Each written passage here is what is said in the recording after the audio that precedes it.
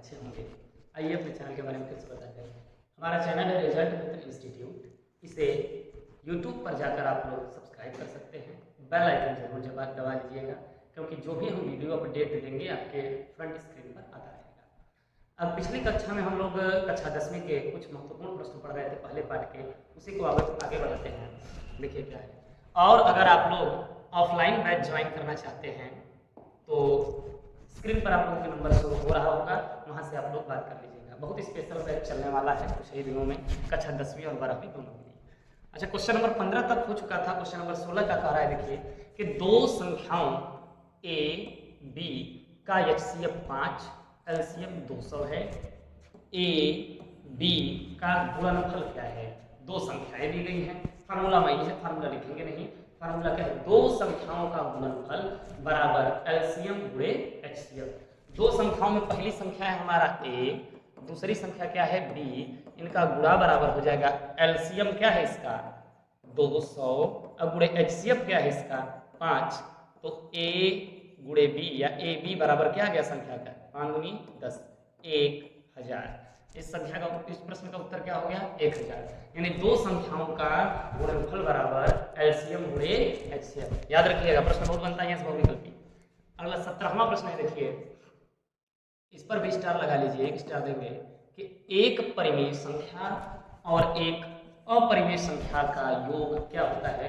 पिछले क्लास में एक दो क्लास पहले हम बता चुके हैं हम लोगों को कि किसी भी परिमेय संख्या का चाहे योग हो चाहे अंतर हो, वो क्या होता है सदैव एक अपरिमेय संख्या होता है। क्या होता है? अपरिमेय संख्या होता है। तो वहां से उत्तर हो गया। क्वेश्चन नंबर 18 का है, कह रहा है कि दो संख्याओं के एलसीएम और एचसीएफ क्रमशः 168। तो पहले दिया है क्या एलसीएम कितना 168, फिर एचसीएफ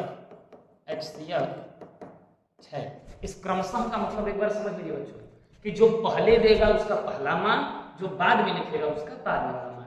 तो एलसीएम का 168, एचसीएफ 6 है। यदि एक संख्या 24 है, एक संख्या यानी कि पहली संख्या मान लेते हैं क्या है हमारी, जो पहली संख्या क्या है वो क्या है 24। तो क्या कह रहा है ज्ञात करने के लिए दूसरी संख्या। तो फार्मूला वही लग जाएगा, कौन सा कि दो संख्याओं का गुणनफल बराबर एलसीएम गुणे एचसीएफ। देखो बच्चों, अगर अंक लाना है तो पढ़ना तो पड़ेगा। तो दूसरी संख्या निकालने के लिए बोल रहा है, तो दूसरी संख्या निकाल लेंगे। कैसे हो जाएगा? क्या पहली संख्या गुणे दूसरी संख्या बराबर एलसीएम गुणे एचसीएफ। तो पहली संख्या या दो संख्याओं का गुणनफल, यहां लिख देंगे दूसरी संख्या, दूसरी संख्या। तो पहली संख्या क्या है? पहली संख्या हमने माना है 24 गुणे दूसरी संख्या क्या है पता नहीं है हमें, तो ये हो गई हमारी दूसरी संख्या बराबर एलसीएम प्रश्न में दिया है कितना 168 गुणे एचसीएफ दिया है हमारा कितना 6। तो हमको दूसरी संख्या निकालना है, तो दूसरी संख्या बराबर क्या हो जाएगा, इधर एक गुणा में हो जाएगा तो भाग में 168 गुणे 6 बटे 24। तो इसको काटेंगे तो 6 एकम 6, 6 चौके 24, फिर ये 4 से कट जाएगा, 4 एकम 4, 4 चौके 16, 4 दूनी 8। तो हमारी जो दूसरी संख्या हो गई, दूसरी संख्या कितनी होगी बच्चों? हो गई 42। ऑप्शन में कहीं दिख रहा है तो ऑप्शन में दिख रहा है तो उसे टिक कहने लगाते हैं। और एक चीज ध्यान दीजिए कि ये नहीं कि बहुविकल्पी प्रश्न है तो इसको यहीं पर छोड़ दें। हर बहुविकल्पी प्रश्न को आपको ऐसे बगल में कैलकुलेशन जरूर करना है, कहीं कि लास्ट में पता नहीं चलेगा का क्वेश्चन यही थोड़ी ना आ जाएगा एकदम। वैसे तो हम कह रहे हैं कि पढ़ाया हुआ ही आएगा, उससे बाहर कुछ आएगा नहीं, लेकिन फिर भी आप लोगों को कैलकुलेशन लिखते जाना है, क्योंकि सच्चा आपका सबसे सच्चा साथी आपका नोट्स होगा परीक्षा में। खूंटे गठिया लीजिए बच्चों। क्वेश्चन का है कि निम्नलिखित संख्याओं में परिमेय संख्या है। परिमेय संख्या मतलब का एक दिन बता चुके हैं कि ऐसी संख्या जिसे P/Q के रूप में लिख सकें और Q बराबर 0 न हो, वही क्या होती है हमारे बच्चों, परिमेय संख्या। तो देखिए हल करें, पहले खोलें तो क्या दिया है, ब्रैकेट में करड़ी में 5 प्लस करड़ी में 7, दूसरे ब्रैकेट में करड़ी में 5 माइनस करड़ी में 7। करने के तो इसके दो तरीके हैं, लेकिन पहला क्या है, पहला है करड़ी में 5 प्लस करड़ी में 7 और दूसरे ब्रैकेट में करड़ी में 5 माइनस करड़ी में 7। तो यहाँ पर फार्मूला लग गया।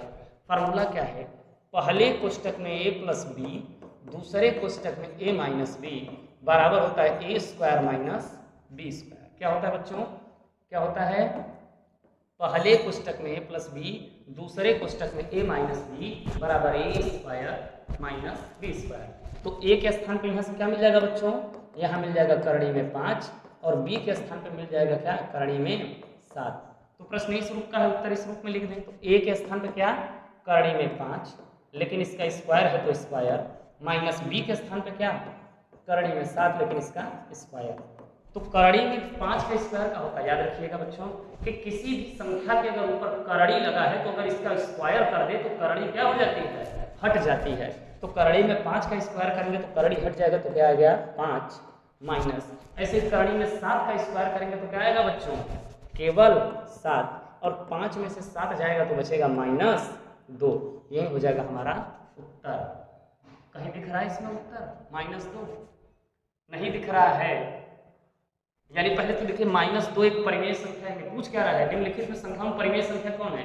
तो क्या -2 को हम ऐसे लिख सकते हैं, -2/1, ये तो P/Q के रूप का है और यहाँ Q बराबर 0 नहीं है, यानी पहला ऑप्शन क्या हो गया हमारा सही। अच्छा अब दूसरा क्या है, देखिए करड़ी में 3, दूसरा ऑप्शन है करड़ी में 3 गुणे करड़ी में 7, तो ये कितना गुणा हो जाएगा, तो करड़ी में 7 तरीके 21, ये तो करड़ी में आ गई। करड़ी वाली संख्या हमारी क्या होती है, अपरिमेय संख्या, यानी क्या हो गया ये गलत। ये भी क्या हो गया, करड़ी में 10.1, ये भी गड़बड़ हो गया क्योंकि बाहर नहीं निकल सकता करड़ी के। और फिर 0.01 ये बार बार संख्या आ रही है, रिपीट हो रही है बार बार, इसलिए इसी में संख्या हो गई, ये भी एक अपरिमेय संख्या हो गई। पहले तो ये सिलेबस से क्वेश्चन कट चुका है, लेकिन फिर भी ऑप्शन में दिया है तो जान लीजिए कि जब एक ही संख्या का दशमलव प्रसार बार बार अलग अलग हो तो संख्या एक अपरिमेय संख्या होती है, परिमेय नहीं होती। इस प्रश्न को करने का एक और तरीका था, जिससे पहले क्वेश्चन को, कि इसमें पहले पद का गुणा पहले में करें, फिर इसी पहले का गुणा इस दूसरे में करें, फिर दूसरे का पहले में करें, फिर दूसरे का दूसरे में करें, तब भी करते हैं तो -2 ही आता है। इसका उत्तर हो गया। चलिए बच्चों धन्यवाद, आशा करते हैं कि आप लोगों को प्रश्न समझ में आए होंगे। अब इसके जो आगे प्रश्न शुरू होंगे हमारे अगले क्लास में, वो होंगे हमारे अति लघु उत्तरीय प्रश्न, जो कि पूरे एकदम छटाए प्रश्न होंगे। देखो बच्चों बोर्ड की तैयारी में अभी से लग जाइए, क्योंकि हमको नंबर लाना है। 90 नंबर के ऊपर तो बहुत लोग हैं।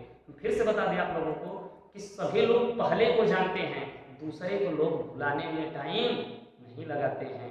तो आप लोगों को क्या आना है, फर्स्ट। कितना नंबर पाना है, गणित में 100 में 100 अंक।